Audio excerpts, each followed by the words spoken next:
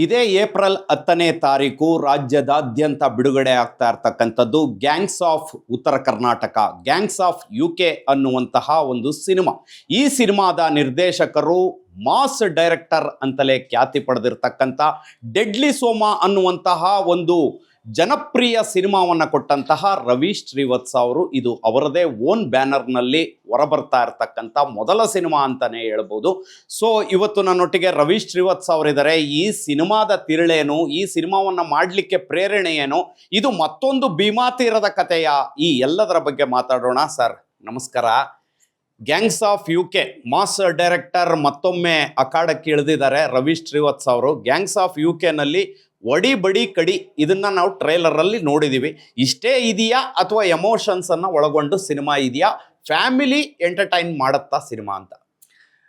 ಏನಾಗುತ್ತೆ, ಫಸ್ಟು ಒಂದು ಇನ್ವಿಟೇಷನ್ ಅಂತ ಹೇಳಿ ನಾವು ಟ್ರೈಲರನ್ನು ಬಿಟ್ಟಿದ್ದಷ್ಟೇ. ಆಮೇಲೆ ಏನಾಗುತ್ತೆ, ನಾವೇನಾದರೂ ಒಂದು ಹೇಳಬೇಕಾದ್ರೆ ಜನಕ್ಕೆ ಫಸ್ಟು ಇದ್ದಿದ್ದನ್ನ ಹೇಳ್ಬಿಡ್ಬೇಕು ಅಂತ ಮುಚ್ಚುಮರೆ ಮಾಡಿ ಯಾವ ಸಿನಿಮಾನೂ ನಾವು ಮಾಡಿಲ್ಲ, ಇದುವರೆಗೂ ಇತಿಹಾಸದಲ್ಲಿ ಮಾಡಿಲ್ಲ. ನಮ್ಮ ಸಿನಿಮಾ ಹೀಗಿದೆ ಅಂತ ಹೇಳಬೇಕಿತ್ತು. ಹಾಗಾಗಿ ಆ ಇನ್ವಿಟೇಷನ್ ಬಿಟ್ವಿ. ಆ ಟ್ರೈಲರ್ನ ನೋಡಿ ತುಂಬ ಜನ ವೈಲೆನ್ಸ್ ಜಾಸ್ತಿ ಇದೆ, ಮತ್ತೊಂದಿದೆ, ಮಗದೊಂದಿದೆ. ಕ್ರಾಂತಿ ಯಾವಾಗ ಆಗುತ್ತೆ ಅಂತಂದರೆ ಅದಕ್ಕೆ ಬುನಾದಿ ಶಾಂತಿ ಇದ್ರೇ. ಶಾಂತಿ ಇಲ್ಲದೆ ಹೋದರೆ ಅಲ್ಲಿ ಎಲ್ಲ ಕಡೆನೂ ಕ್ರಾಂತಿ ಅಂತಾರೆ. ಕ್ರಾಂತಿಯ ಮತ್ತೊಂದು ರೂಪ ಏನು ಅಂದರೆ ಅದು ರಕ್ತಪಾತನೂ ಆಗಿರುತ್ತೆ. ಸೊ ಹಾಗೆ ನಮಗೆ ಇಂಡಿಪೆಂಡೆನ್ಸ್ ಅಂತ ತೊಗೊಂಡು ಬಂದಾಗ ಎಷ್ಟೋ ಜನ ಕೋಟ್ಯಾಂತರ ಜನ ರಕ್ತವನ್ನು ಸುರಿಸಿದ್ದಾರೆ. ನಮಗೆ ಗಾಂಧಿ ಒಬ್ಬರು ಕಾಣ್ತಾರಷ್ಟೇ, ಶಾಂತಿ ಶಾಂತಿ ಶಾಂತಿ ಅಂತ.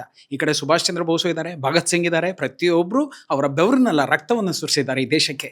ಹಾಗೆ ಇದು ಒಂದು ಹೆಣ್ಣು ಮಗಳ ಒಂದು ಕಥೆ ಆಗಿದ್ದರಿಂದ, ಒಂದು ತಾಯಿಯ ವೃದ್ಧಾಪ್ಯದಲ್ಲಿರ್ತಕ್ಕಂಥ ಒಂದು ತಾಯಿಯ ಕಥೆ ಆಗಿದ್ದರಿಂದ, ಅವರಿಗೆ ಆದ ನೋವನ್ನು ನ್ಯಾಯದ ರೀತಿಯಲ್ಲಿ ಕೇಳಿದಾಗ ಯಾವಾಗ ನ್ಯಾಯ ನೀತಿ ಇದ್ಯಾವುದು ಸಿಗಲಿಲ್ಲ, ಸೊ ಅನೀತಿದ ಮಾರ್ಗವನ್ನು ಹಿಡಿತಾರೆ.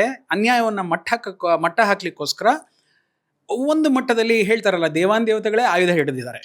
ನೀವು ಚಾಮುಂಡೇಶ್ವರಿನ ನೋಡಿ, ದುರ್ಗಿನ ನೋಡಿ, ಎಲ್ಲರೂ ನೋಡಿದ್ರೆ ಆಯುಧವನ್ನು ಹಿಡಿತಾರೆ. ಹಾಗಾಗಿ ನಮ್ಮ ಸಿನಿಮಾದಲ್ಲಿ ಎರಡೂ ಹೆಣ್ಮಕ್ಳುಗಳು ಆಯುಧವನ್ನು ಹಿಡಿದು ಅನ್ಯಾಯವನ್ನು ಪಡ್ಕೊಳ್ಳಿಕ್ಕೋಸ್ಕರ ಹೋರಾಡ್ತಾರೆ. ಇಲ್ಲಿ ಎಲ್ಲರೂ ಬರೀ ಅದೇನೋ ಹೇಳ್ತಾರಲ್ಲ, ವೈಲೆನ್ಸ್ ವೈಲೆನ್ಸ್ ವೈಲೆನ್ಸ್ ಅಂತ ಇದ್ದಾರೆ. ಇಲ್ಲ, ಆ ವೈಲೆನ್ಸಿಗೆ ಬುನಾದಿ ಬಂದು ನಮಗೆ ಎಮೋಷನ್ಸ್ ಇದೆ, ತಾಯಿಯ ಕಣ್ಣೀರಿದೆ, ಇನ್ನೊಂದು ಹೆಣ್ಮಗಳ ರಕ್ತ ಕಣ್ಣೀರಿದೆ.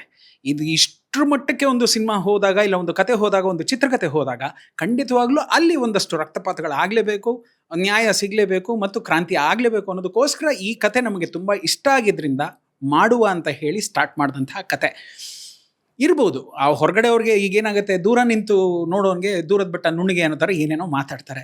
ನಮ್ಮನ್ನು ಇದುವರೆಗೂ ಬೆಳೆಸಿರುವಂತಹ, ನಮ್ಮನ್ನು ಕಾಪಾಡಿರುವಂತಹ, ನಮ್ಮನ್ನು ಅದೇನೋ ಆಶೀರ್ವಾದ ಮಾಡಿರುವಂತಹ ಪ್ರತಿಯೊಬ್ಬ ಕನ್ನಡಿಗ ಯಾರೇ ಇದ್ದಾರೆ ಅವರು ಥಿಯೇಟ್ರಿಗೆ ಬರ್ತಾರೆ.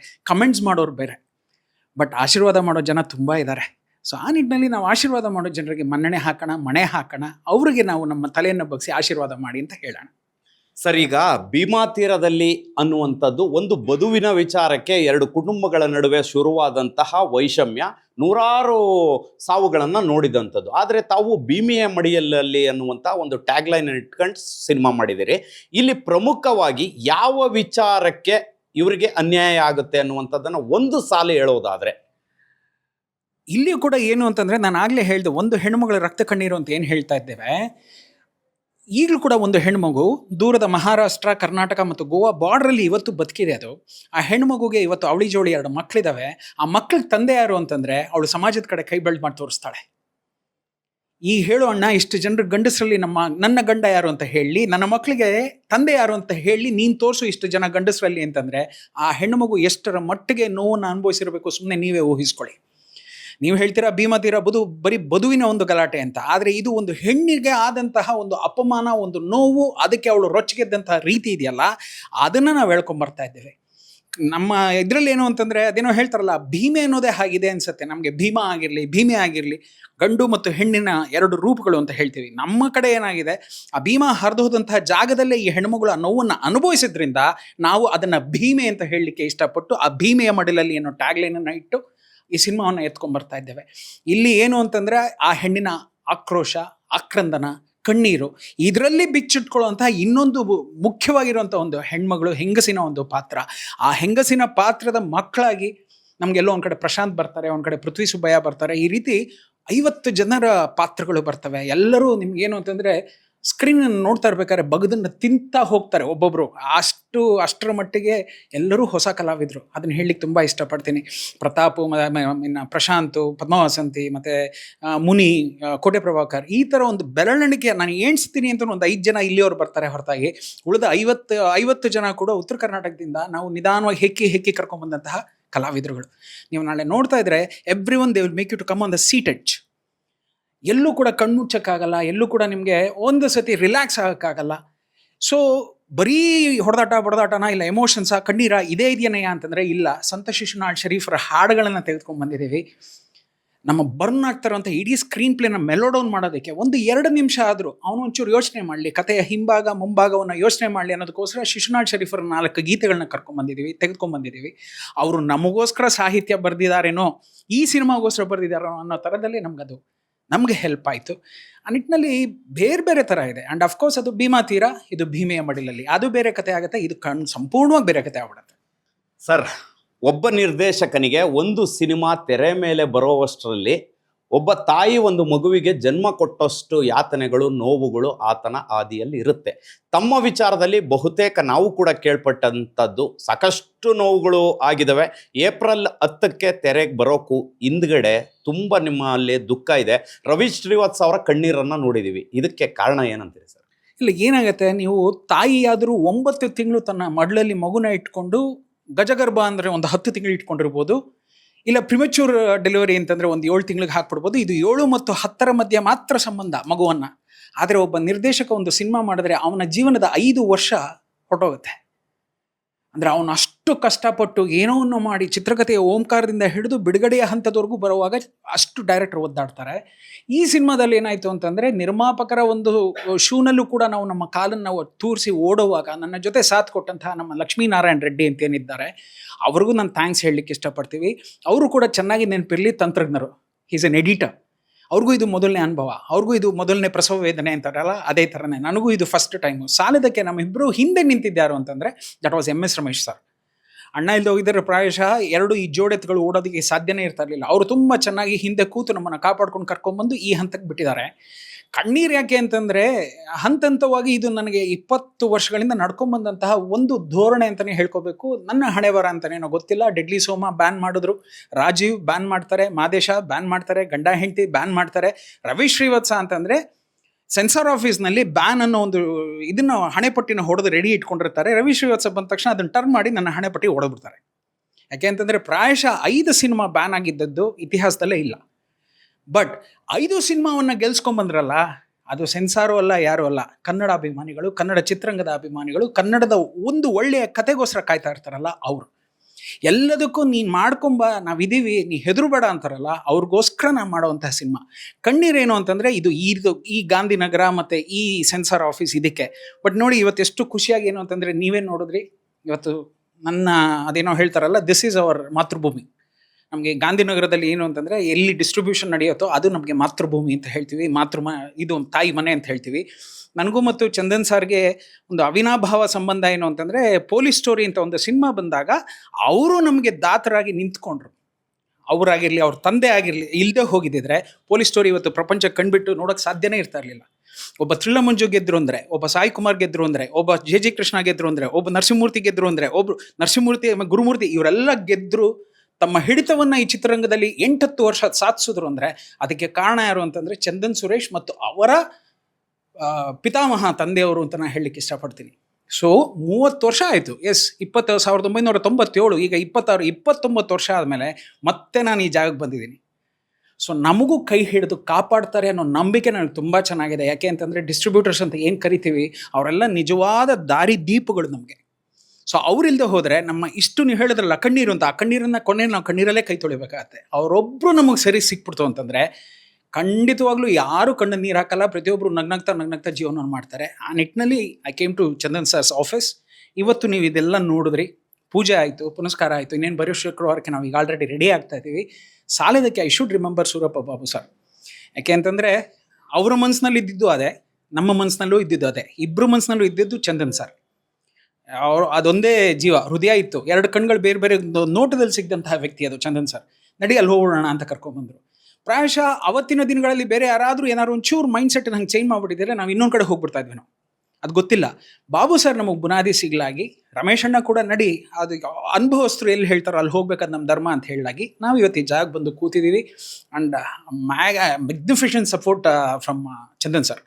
ಅವ್ರ ಮಗ ಮಿಶಾಲ್ ಆಗಿರಲಿ, ಅವ್ರ ತಮ್ಮ ಇದ್ದಾರೆ, ಮತ್ತು ಅವ್ರ ಮಗ ಇದ್ದಾರೆ. 4 ಜನ ನಿಜವಾಗ್ಲೂ ಹೇಳ್ತೀನಿ, 4 ಪಿಲ್ಲರು ಈ ಗ್ಯಾಂಗ್ಸ್ ಆಫ್ UK ಗೆ. ಸೊ ಇವ್ರು 4 ಜನ ನಿಜವಾಗ್ಲೂ ಶ್ರಮವಹಿಸಿ ಮಾಡಿಬಿಡ್ತಾರಲ್ಲ, ಅದಾದಮೇಲೆ ನಿಜವಾಗ್ಲೂ ನೀವೇ ನೋಡ್ತೀರಾ ಕುಂಭಕಳಶವಾಗಿ ಗ್ಯಾಂಗ್ಸ್ ಆಫ್ UK ನಿಂತ್ಕೊಂಡು ನಗ್ನಗ್ತಾ ಹೊರಟೋಗುತ್ತೆ. ಸರ್, ಈಗ ದುರಂಧರು, ಅನಿಮಲ್ಲು ಈ ರೀತಿಯ ಸಿನಿಮಾಗಳು ಟ್ರೆಂಡ್ ಸೃಷ್ಟಿ ಕ್ರಿಯೇಟ್ ಮಾಡಿದಾವೆ. ಸೊ ಗ್ಯಾಂಗ್ಸ್ ಆಫ್ UK ಅನ್ನು ಕೂಡ ಅದೇ ಪಾತಲ್ಲಿ ನೋಡ್ತೀರಾ ಒಬ್ರು ನಿರ್ದೇಶಕರಾಗಿ ಅಂತ? ನಾ ಖಂಡಿತವಾಗ್ಲೂ ದುರಂಧರ್ ಆಗಿರಲಿ, ಅನಿಮಲ್ ಆಗಿರಲಿ, ಮತ್ತೊಂದಾಗಿರಲಿ, ನಾ ಯಾವುದಕ್ಕೂ ಹೋಲ್ಸೋಕ್ಕೆ ಇಷ್ಟಪಡಲ್ಲ. ಯಾಕೆ ಅಂತಂದರೆ ನನ್ನ ಕನ್ನಡ ಏನಿದೆ ಅದು ಫಸ್ಟು ನಮಗೆ.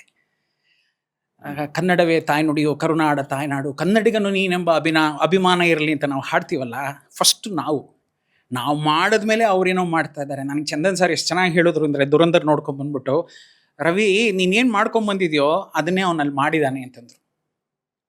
ಸೊ ನಾವಿದು ಮಾಡಿ ಆಲ್ರೆಡಿ 2 ವರ್ಷ ಆಗೋಗಿದೆ. ದುರಂಧರು ಮಾಡಿರ್ತಾರೆ, ಇಲ್ಲ ಅನ್ನೋ ಹೇಳಲ್ಲ. ಇನ್ನು ಮತ್ತೊಂದು ರಕ್ತಚರಿತ್ರ ಆಗಿರ್ಬೋದು, ಇಲ್ಲಾಂದರೆ ಅನಿಮಲ್ ಆಗಿರ್ಬೋದು, ಕಿಲ್ ಆಗಿರ್ಬೋದು, ಪೃಥ್ವೀರನ್ ಆಗಿರ್ಬೋದು, ಇದೆಲ್ಲದಕ್ಕೂ ಒಂದು ಮಾತ್ರ ಇದ್ಯಾವುದು ಗೊತ್ತಾ? ಬ್ಯಾಂಡಿಟ್ ಕ್ವೀನ್. ನಮಗೆಲ್ಲ ತುಂಬ ಇದೆ. ಶೇಖರ್ ಸುಮನ್ ಆ ಕಾಲದಿಂದ ಹಿಡಿದು, ಸೀಮಾ ಬಿಸ್ವಾಸ್ ಅವ್ರ ಆ ಕಾಲದಿಂದ ಹಿಡಿದು ಒಂದಷ್ಟು ಸಿನಿಮಾಗಳಿದ್ದಾವೆ. ಆದರೆ ನಮ್ಮಲ್ಲೂ ಕೂಡ ತುಂಬ ಇದ್ದಾವೆ.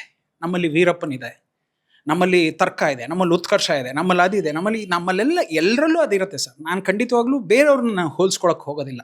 ನನ್ನ ಕನ್ನಡದ ನೆಲದಲ್ಲಿ ನಮ್ಮ ಸಿನಿಮಾ ಒಂದು ಮಟ್ಟಕ್ಕೆ ಬೇರೆ ಥರ ಆಗತ್ತೆ. ಇದು ಬೇರೆ ಆಗಿದ್ದ ಕೂಡಲೇ ಬೇರೆಯವರು ತಿರುಗಿ ನೋಡೋ ಹಾಗೆ ಖಂಡಿತವಾಗ್ಲೂ ಗ್ಯಾಂಗ್ಸ್ ಆಫ್ UK ಮಾಡುತ್ತೆ.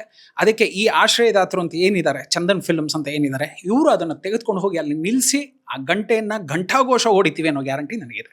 ಸರ್, ಇನ್ನು ಕೊನೆಯದಾಗಿ ಒಬ್ಬ ನಿರ್ದೇಶಕನಿಗೆ ಒಂದು ಸಿನಿಮಾದಲ್ಲಿ ತುಂಬ ಖುಷಿ ಪಡುವಂಥ ಒಂದು ಅಂಶ ಇರುತ್ತೆ, ಇನ್ನೊಂದು ತುಂಬ ದುಃಖ ಆಗುವಂಥ ಅಂಶ ಇರುತ್ತೆ. ಈ ಎರಡನ್ನು ನಮ್ಮ ವೀಕ್ಷಕರಿಗೆ ತಿಳಿಸೋದಾದ್ರೆ? ತುಂಬ ದುಃಖ ಅದೇ ಯಾವಾಗಲೂ ಹೇಳ್ತೀನಿ. ನಂಗೆ ಅದೊಂದು ಸೆನ್ಸಾರ್ ಬಾಗಿಲು ತಟ್ಟಿದ ತಕ್ಷಣ ಅಲ್ಲಿ ನನಗೆ ಆಗುವಂಥ ನೋವು ಇದೆಯಲ್ಲ. ಬಟ್ ಈ ಸರಿ ಅಂತೂ ತುಂಬ ನಾನು ಬೇರೆ ಥರನೇ ಆಗಿಬಿಟ್ಟಿದ್ದೆ. ಕಿವಿ ಕೇಳಿ ಕೇಳಿ ಕೇಳಿ ಕೇಳಿ ಅದೇನೋ this film is not for certification, this film is not certification. ನಾನು ತುಂಬ ಆರಾಮಾಗಿ ಕೂತಿದ್ದೆ. ಪಾಪ ತುಂಬ ನೊಂದ್ಕೊಂಡಿದ್ದು ನಮ್ಮ ರಮೇಶ್ ಅಣ್ಣ, ಏನು ಹಿಂಗೆ ಮಾಡ್ಬಿಟ್ರು ಈ ಸಿನಿಮಾಗೆ ಅಂತ. ಅವ್ರಿಗೆ ಅದು ಹೊಸ ಅನುಭವ ಇದ್ದಂಗಿತ್ತು. ಅವ್ರಿಗೊಂದು ಹುಲಿಯಾ ಆದಮೇಲೆ ಇದೊಂದು ಆಗಿತ್ತು. ಹುಲಿಯಾಗ ಅವರು ಅಸೋಸಿಯೇಟು, ಈ ಪಿಕ್ಚರ್ಗೆ ಅವರು ದಾರಿದೀಪ. ನನಗೆ ತುಂಬ ಗೊತ್ತಾಗೋಯ್ತು ಸರ್. ಈ ಸಿನಿಮಾ ನೋಡಿದ ತಕ್ಷಣ ಅವ್ನು ಒಳಗೆ ಕರೀತಾನೆ. 40 ನಿಮಿಷ ಬೇರೆ ಮಾತುಕತೆ ನಡೀತಾ ಇತ್ತು ಅವ್ರವರಲ್ಲೇ. ಒಳಗೆ ಕರೀತಾನೆ, ಕರೆದಿದ ತಕ್ಷಣ ಇದೊಂದು ಕಾರಣ ಹೇಳ್ತಾನೆ, ಈ ಕಾರಣದಿಂದ ನಾವು ಹೊರಗೆ ಬರ್ತೀವಿ. ಬಟ್ ಈ ಸತಿ ನಾವು ತುಂಬ ಚೆನ್ನಾಗಿ ಹೊರಗೆ ಹೆಂಗೆ ಬಂದ್ವಿ ಅಂದರೆ ಹೆಮ್ಮೆಯಿಂದ, ನಾವೇ ನಿರ್ಮಾಪಕರಾಗಿದ್ದರಿಂದ, ನಾವೇ ನಿರ್ದೇಶಕರಾಗಿ ಅವ್ರ ಬರಹಗಾರರಾಗಿದ್ದರಿಂದ ಈ ಮಗುನ ಯಾವುದೇ ಕಾರಣಕ್ಕೂ ಒಂದು ವೆಂಟಿಲೇಟ್ರಲ್ಲಿ ಇಡಬಾರ್ದು ಅಂತ ತೀರ್ಮಾನ ತೊಗೊಂಡೆ. ಅವ್ನು ಡೆತ್ ಸರ್ಟಿಫಿಕೇಟಿಗೆ ಸೈನ್ ಹಾಕ್ದ, ನನ್ನ ಮಗು ಡೆತ್ ಸರ್ಟಿಫಿಕೇಟ್ಗೆ ಇಲ್ಲಿನ ಸೆನ್ಸಾರ್ ಆಫೀಸರ್ ಸೈನ್ ಹಾಕ್ದ.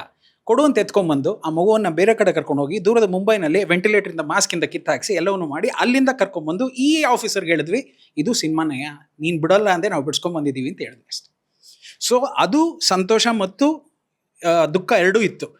ತುಂಬ ಸಂತೋಷ ಆಗ್ತಿರೋದು ಅಂದರೆ ಇವತ್ತು, ಅಂದರೆ ಇದೆಲ್ಲ ಅಲಂಕಾರ ಮಾಡಿ ಎಲ್ಲವನ್ನೂ ಮಾಡಿ ಹೆಜ್ಜೆ ಹೆಜ್ಜೆಗೂ ಅಂಬೆಗಾಲಿಡ್ತಾ ಇದೀವಲ್ಲ, ಇದಕ್ಕಿಂತ ಇನ್ನೂ ಸಂತೋಷ ಯಾವತ್ತು ಅಂದರೆ 10ನೇ ತಾರೀಕು 10:15 ಗಂಟೆಗೆ ಶುರು ಆಗುತ್ತೆ ಗೊತ್ತಾ. ಫಸ್ಟ್ ಟೈಮ್ ಆ ಲೈಟಿಂದ ಹಾಗೆ ಜುಪ್ ಅದು ಓಪನ್ ಆಗುತ್ತಲ್ಲ ರೈಸು, ಅದನ್ನ ನೋಡೋಕ್ಕೆ ಇಷ್ಟಪಡ್ತೀವಿ. ಅದಾದಮೇಲೆ ಜನ ಹೊರಗಡೆ ಬರ್ಬೇಕಾರೆ ಅವ್ರು ಆಶೀರ್ವಾದ ಮಾಡ್ತಾರಲ್ಲ, ಆ ಆಶೀರ್ವಾದಕ್ಕೆ ಕಾಯ್ತಾ ಇದೀವಿ. ಸರ್, ಇನ್ನು ಕೊನೆಯದಾಗಿ ತಾವು ಜನಕ್ಕೆ ಗ್ಯಾಂಗ್ಸ್ ಆಫ್ UKಯನ್ನು ಕರ್ನಾಟಕದ ಜನ ಯಾಕೆ ನೋಡಬೇಕು, ನೀವು ಬಂದು ನೋಡಬೇಕು ಅನ್ನುವಂಥದ್ದಕ್ಕೆ ಏನಿದೆ ಸರ್?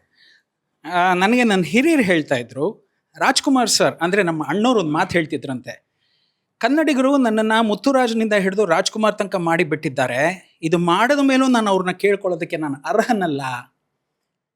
ಗೆಲುವು ಅದು ಅವ್ರು ಕೊಟ್ಟಂತಹ ಭಿಕ್ಷೆ, ಗೆಲ್ಲಿಸೋದು ಅದು ಅವ್ರು ಕೊಡುವಂತಹ ಶ್ರೀರಕ್ಷೆ. ನಾನು ಯಾವಾಗಲೂ ಆರಾಮಾಗಿರ್ತೀನಿ, ಅವ್ರು ಗೆಲ್ಲಿಸ್ತಾ ಹೋಗ್ತಾರೆ. ಹಾಗೆ ನಾವು ಹೇಳ್ತೀವಿ, ಸರ್ ಬನ್ನಿ ನೋಡಿ ಕಾಪಾಡಿ, ಇದೇನೂ ಹೇಳಲ್ಲ. ಒಳ್ಳೆಯ ಸಿನಿಮಾವನ್ನು ಖಂಡಿತವಾಗ್ಲೂ ಕನ್ನಡಿಗ ಯಾವತ್ತೂ ಕೈ ಬಿಟ್ಟಿಲ್ಲ. ಅದಕ್ಕೆ ಇತಿಹಾಸದ ಒಂದಷ್ಟು ಪುಟಗಳಲ್ಲಿ ಓದ್ತಾ ಹೋಯಿತು ಅಂತಂದರೆ ಸಹಸ್ರಾರು ಪಿಕ್ಚರ್ಗಳಿದ್ದಾವೆ. ಆ ನಿಟ್ಟಿನಲ್ಲಿ ನಾವು ಅವ್ರನ್ನ ಕೇಳ್ಕೊಳ್ಳಲ್ಲ, ಈ ಒಳ್ಳೆಯ ಸಿನಿಮಾ ನಿಮ್ಮ ಮಡ್ಲಿಗೆ ಹಾಕ್ತಾ ಇದ್ದೀನಿ, ಲಾಲ್ಸೋದು, ಪಾಲ್ಸೋದು, ಪೋಷಿಸೋದು, ಆಶೀರ್ವದಿಸೋದು ನಿಮ್ಮ ಕೆಲಸ ಅಂತ ಹೇಳ್ತಾ ಇದ್ದೀವಿ. ಹೊರಗಡೆ ಬರೋ ಮೊದಲನೇ ವೀಕ್ಷಕ ಇರ್ತಾನಲ್ಲ, ಅವನು ಈ ಸಿನಿಮಾನ ಕಾಪಾಡ್ಕೊಡ್ತಾನೆ ಅನ್ನೋ ನಂಬಿಕೆನೂ ನನಗಿದೆ. ಎಸ್, ಇದಿಷ್ಟು ಖ್ಯಾತ ನಿರ್ದೇಶಕರಾದಂಥ ರವಿ ಶ್ರೀವತ್ಸ್ ಅವರ ಮಾತು. ಅವರ ಗ್ಯಾಂಗ್ಸ್ ಆಫ್ UK ಎರಡು ಪ್ರಮುಖವಾದಂಥ ಪಾಯಿಂಟ್ಗಳನ್ನು ಹೇಳಿದ್ರು. ಒಂದು ಹೆಣ್ಣಿನ ಕಣ್ಣೀರಿದೆ, ಹಾಗೆಯೇ ಒಂದು ಹೆಣ್ಣಿನ ರಕ್ತ ಕಣ್ಣೀರಿದೆ. ಈ ಎರಡೂ ಬೆರೆಸಿ ನಾವೊಂದು ಎಮೋಷನ್ ಮತ್ತು ಕ್ರೌರ್ಯವನ್ನು ತುಂಬಿರ್ತಕ್ಕಂಥ ಒಂದು ಕಥೆಯನ್ನು ಮಾಡಿದ್ದೀವಿ. ಕ್ರೌರ್ಯಕ್ಕೆ ಕಾರಣ ಎಮೋಷನ್ ಅನ್ನುವಂಥ ಮಾತನ್ನು ಹೇಳಿದ್ದಾರೆ. ಇದನ್ನು ಪ್ರೂವ್ ಮಾಡಬೇಕು ಅನ್ನುವಂಥದ್ದು 10ನೇ ತಾರೀಕು ಗೊತ್ತಾಗಲಿದೆ. ಇದೇ ಏಪ್ರಿಲ್ 10ನೇ ತಾರೀಕು gangs of UK cinema release ಆಗ್ತಾ ಇದೆ. ಸೊ ಜನರ ಆಶೀರ್ವಾದ ಹೇಗಿದೆ ಅನ್ನುವಂಥದ್ದನ್ನು ಆ ದಿನವೇ ಕಾದು ನೋಡಬೇಕಿದೆ. ಕ್ಯಾಮ್ರಾ ಪರ್ಸನ್ ಮಲ್ಲಿಕಾರ್ಜುನ್ ಜೊತೆ KR ಬಾಬು, ಸುಮನ್ TV ಕನ್ನಡ.